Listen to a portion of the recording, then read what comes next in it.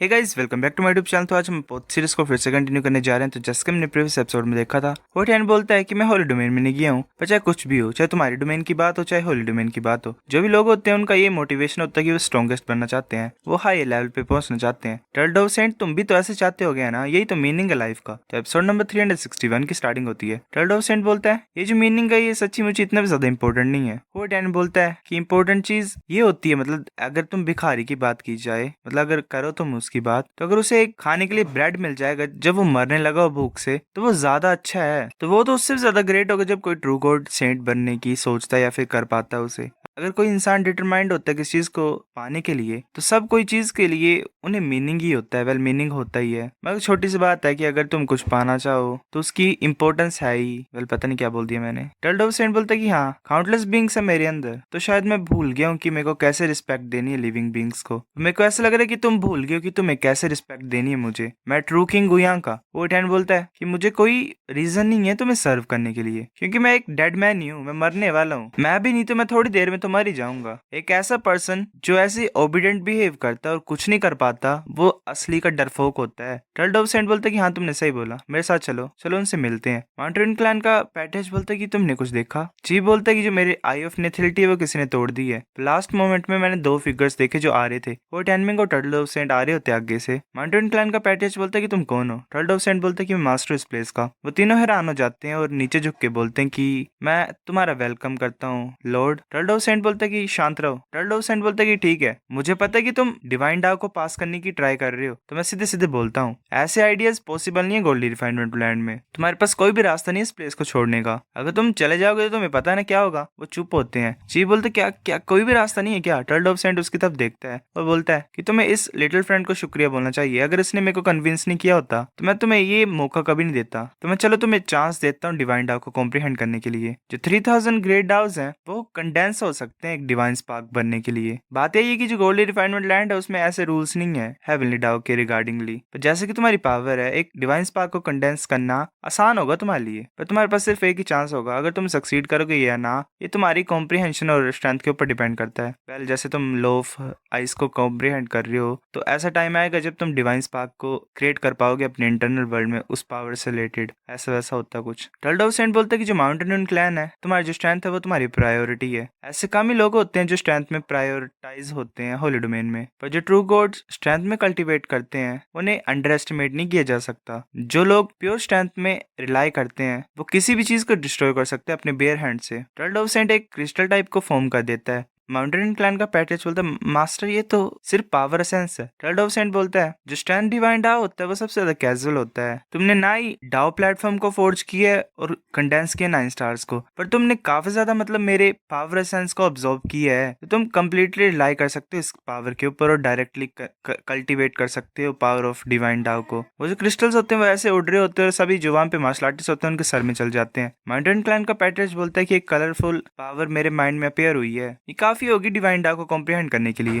ये ऐसी चीज जो मैंने कभी इमेजिन ही नहीं किया था। वो सब बोल रहे थे शुक्रिया शुक्रिया मास्टर। टर्टल सेंट बोलता है कि ठीक है, नेक्स्ट इंपीरियल क्लैन और प्रिमिटिव फ्यूजन क्लैन। वो फिर ऐसे एनर्जीज को क्रिएट कर देता है और उनके हेड्स में डाल देता है। चीफ बोलता है कि शुक्रिया मास्टर, अगर हम सच्ची मुझे कल्टीवेट कर पाएंगे ट्रू गॉड तक तो मैं मर सकता हूँ, मतलब बिना रिग्रेट्स के।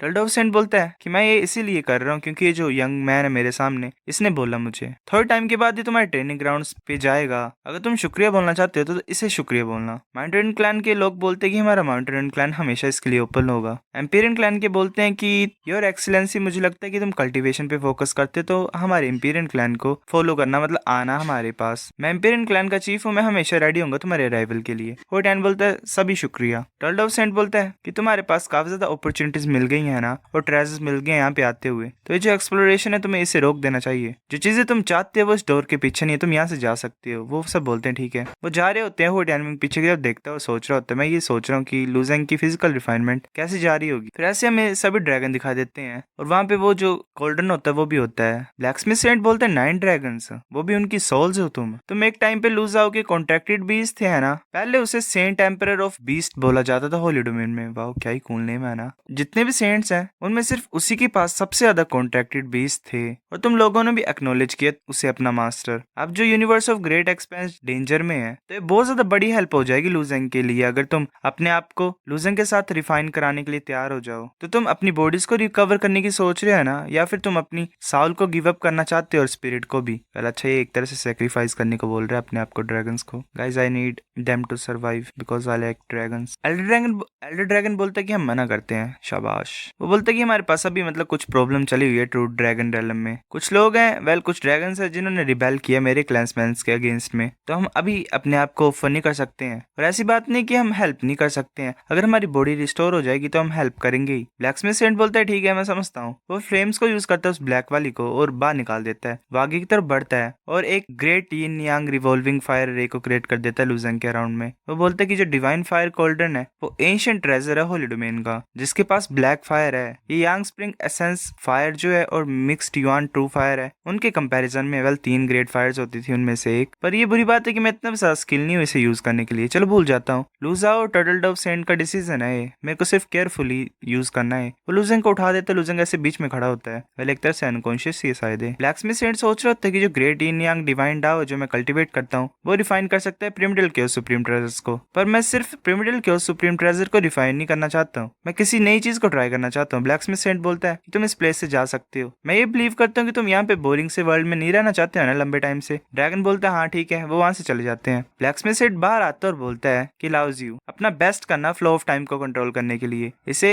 लॉन्ग और स्लो स्मेल्टिंग टाइम चाहिए, अब ये तुम्हारे ऊपर ही है। टर्डोम सेट बोलता है कि ठीक है। वो अपने हाथ को आगे की तरफ करता है और डोर को सील कर देता है और कुछ अरे टाइप को फॉर्म करता है जिससे टाइम अजीब चल रहा होता है। होटेन बोलता है कि मैं सीक्रेट रेलम में रहा था वेपन मास्टर के 300 ईयर्स के लिए, पर बाहर से 3 ही साल हुए थे। जो लोनलीनेस मैंने अंदर फील की थी उसने मेरे एटीट्यूड को पूरी तरह से चेंज किया। लूजेंग भी सेम ही फील करेगा है ना वहां पे। होटेन बोलता है कि कितने ज्यादा लंबा टाइम तुमने कंप्रेस किया टाइम को। टर्ड ऑफ सेंट बोलता है कि प्रोबेबली 30 मिलियन टू 1 बोल सकते हो तुम, इतना मैं कर सकता हूँ। 30 मिलियन 3 करोड़ मतलब बाहर का 1 साल और अंदर का 3 करोड़ साल। हो टैनमिंग के पसीने छोड़ जाते हैं और सोच रहा होता है कि जब 2 प्लेसेस में डिफरेंट फ्लो ऑफ टाइम होता है ये टाइम डिफरेंस को क्रिएट करता है, और ये जो टाइम डिफरेंस होता है इसके अंदर काफी ज्यादा प्रेशर होता है, और जितना ज्यादा इसे कंप्रेस किया जाता है उतना ज्यादा टाइम डिफरेंस जनरेट होता है। प्रेशर ही एक तरह से ऐसा। ये जो डोर है ये स्पेस लो इनिशिएट ट्रेजर है जो कि कुछ ज्यादा स्टडी है और हर तरह के प्रेशर को रेजिस्ट कर सकता है। इतने ज्यादा प्रेशर में अगर एक छोटा सा क्रैक भी फॉर्म हो जाएगा तो ये जो डोर है ये फट जाएगा। टाइम डिफरेंस प्रेशर एक्सप्लोजन जो होती है, अगर टाइम को कंप्रेस किया जाए और नॉर्मल टाइम फ्लो को कंबाइन किया जाए तो एक बहुत ज्यादा माइटी पावर जनरेट होती है। जो स्पेस लो को प्रैक्टिस करता है वो इसको यूज कर सकते हैं अपने आप को डिफेंड करने के लिए स्ट्रॉन्गर एनिमीज के अगेंस्ट में। एक तरह से टाइम को कंप्रेस करके एक पावरफुल अटैक जनरेट करना। नॉर्मल ट्रू गॉड जो होते हैं वो टाइम को 100,000 टू 1 नहीं कर सकते हैं। 1 लाख एक ईयर से वही अकेला काफी ज्यादा पावरफुल होता है, पर टर्टल डोव सेंट ने 30 मिलियन टू 1 किया, ये तो कुछ ज्यादा क्रेजी है। अगर ये प्रेशर एक्सप्लोज होगा तो ये जो पूरा इनर वर्ल्ड है डिस्ट्रॉय हो जाएगा। होटैन बोलते 30 मिलियन टू 1 एक दिन बार अंदर 30 मिलियन डे के इक्वल है। अच्छा दिन है, मैं ईयर सोच रहा था। और एक साइकिल होती है यूनिवर्स ऑफ ग्रेट एक्सपेंस की 80,000 ईयर्स। क्या लूजेंग सह पाएगा इस प्रेशर को? टर्टल डोव सेंट बोलते चिंता करने की कोई जरूरत नहीं है, लूजेंग सोएगा ही, उसके लिए ये बड़ा सा ड्रीम ही होगा। इतने ज्यादा सालों में जागेगा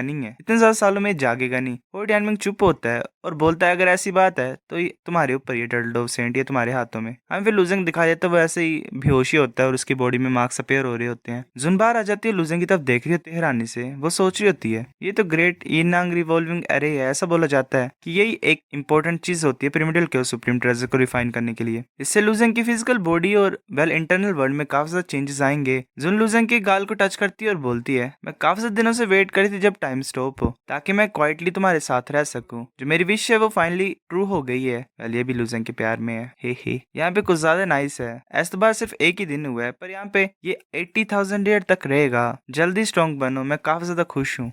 अब चलो मैं अपनी चॉइस को करती हूँ। जो मेरे साउल के डेप्थ में एक मिस्टीरियस निडल है जिसमें बड़ी ज्यादा अजीब सी मार्किंग है, वो मेरे अंदर तब डाली गई थी जब मैं डेमोनाइट किंग बनी थी। किंग के सिलेक्शन के पहले डेमोनाइट्स एक mysterious Saul ceiling needle ritual में पार्टिसिपेट करते हैं। जो रिचुअल होता है वो एशिया टाइम से पास डाउन हो रहा है, जो रीजन है वो अननोन है। हम 3 किंग्स को भी इसके पर्पस के बारे में नहीं पता, पर इल्यूजरी ड्रीम बैटलफील्ड के टाइम से जो निडल है वो स्पिन कर रही है और अजीब से मैसेज सेंड कर रही है मुझे। वो जो मैसेज है वो मुझे समझ नहीं दे रहे, मैं कुछ मतलब थिंक नहीं कर पा रही हूँ, मैं उसके लिए कुछ कर भी नहीं पा रही हूँ। जो मैसेज जब स्टार्ट हुए तो मेरे को लूजेंग से काफी ज्यादा हिट होने लग पड़ी बिना किसी रीजन के। वो फीलिंग बहुत ज्यादा खतरनाक थी, जैसे हेवन और अर्थ और वाटर और फायर के बीच में होती है। मतलब ऐसी हेट क्रिएट हो रही थी मेरे लिए। पर हमारे प्रीवियस रिलेशनशिप ऐसे थे ही नहीं, तो मैं कुछ ज्यादा कंफ्यूज होती जा रही थी। और बाद में जो मेरा गुस्सा था वो कुछ ज्यादा वायलेंट हो गया, इतना ज्यादा कि मैं नॉर्मली लूजन के साथ कम्युनिकेट भी नहीं कर पा रही थी। अपने टेम्पर को सप्रेस करने के लिए मैं सिर्फ अपने आप को लंबी स्लीप में डाल सकती हूँ। और तब मैंने रियलाइज किया कि मैं लूजन को हेट नहीं करती हूँ, पर मैं एंटायर ह्यूमन रेस को हेट करती हूँ। जो सीलिंग नीडल है वो एक इनहेरिटेंस मेथड है, जैसे कि सेलेस्टियल क्लैन यूज करते हैं अपने ब्लड में, मतलब जो आगे की वंशज होते हैं उन्हें मैसेज सेंड करने के लिए, ताकि वो अनफिनिश्ड बिजनेस को कंप्लीट कर सकें। पर ये उससे भी ज्यादा सीरियस है। हमारी जो थिंकिंग है वो भी डिस्टर्ब हो सकती है। वेल, एक तरह से नीडल इन्हें कंट्रोल करना चाहती है ह्यूमन काइंड को खत्म करने के लिए। सो गाइस, एपिसोड नंबर 361 इतना था। अगर आपको वीडियो पसंद तो लाइक करो, नहीं भी फिर भी लाइक कर दो, शेयर करो दोस्तों के साथ, कमेंट करके बताओ अगर आपको वीडियो कैसे लगी। सब्सक्राइब करो। तब तक के लिए बाय बाय।